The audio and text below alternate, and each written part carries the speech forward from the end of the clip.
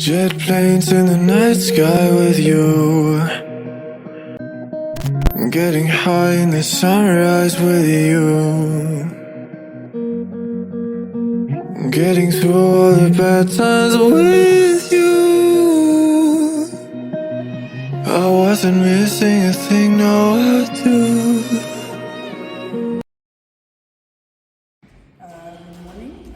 This morning we find ourselves in leather production workshop, and with me is the trainer for leather production. We are here this morning because we would like Mr. Vay to take us through with your trainees, take us through the processes on how one can actually have a finished product of a shoe. Right now I'm looking at these things and I'm asking myself, do trainees come up with these things, or do they find them when they come here for studying? Or do they first have to cut this? When they are done cutting this, that's when they do the tracing. So Mr. Vay, over to you. Kindly explain to us before you go, you give it over to your trainee to actually do the tracing itself. Thank you very much. Good morning, everyone. Leather is one of the most important and one of the most expensive items or products you can get. So, and we, the leather workers, we come up with a method of making patterns first. So the first 2 months, we train trainees how to make patterns, as we cannot, as leather rules won't allow us to cut on leather without a pattern. So it takes some time in order to get the right size. So after we're done with pattern making, so we cut them out and we try to put them on a hard board or hard paper, so that when you are tracing on leather, so that it won't fall or make cracks and all those things. So we are going to demonstrate the normal Namibian shoe, which is a feldschoen. We want to turn this feldschoen into a school uniform shoe for vulnerable kids. So as we identify the loopholes of the student friends, school uniform shoes and others, they look nice but having very poor quality. So for the poor Namibians, it forced them to buy 2 to 3 times pairs per year.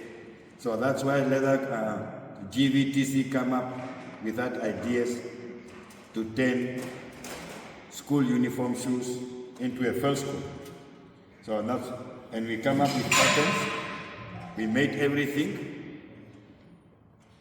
We complete the patterns. Now we are at the tracing stage. As I said, that leather is one of the most expensive items, and we don't cut leather without any pattern.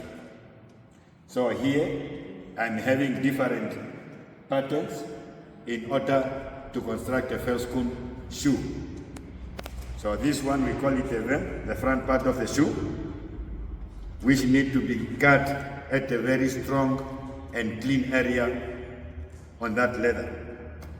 So the second one is our quarter, the rear part of the shoe, and is been strengthened with a counter. So we place them on top here in order to strengthen the rear part of your shoe. So this one is the insole where the feet is resting. So with insole, we use another type of leather, which we call a vegetan leather. It's a bit hard, a bit thick, in order to carry the weight of your body. And when we are tracing, we trace in an interlock form. So the vents is the first patterns which we have to trace. The area must be nicely clean, because vent is always visible, and we trace it at a strong part of leather, which is the bad part or the rear part of your animal leather or skin. And in leather itself is having lines of tightness which allow leather to stretch or not to stretch. So if your patterns are in the same direction of those lines, then your shoe won't stretch. I remember in the old days people used to tell me that when you are wearing size 6, you must buy a size 5. So the GVTC of Gobabis, we kill that.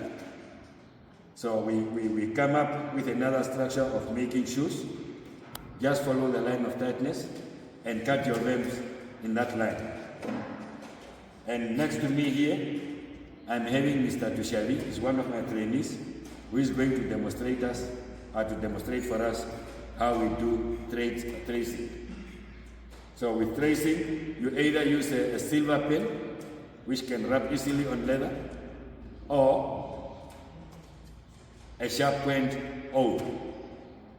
So the awl normally, I might say, out of experience, is the best tool you can use in order to trace, because he's putting a mark where the blade, putting a mark on leather to guide your blade when you are cutting. Mr. Tushavi, I want to give it over to you. Yes.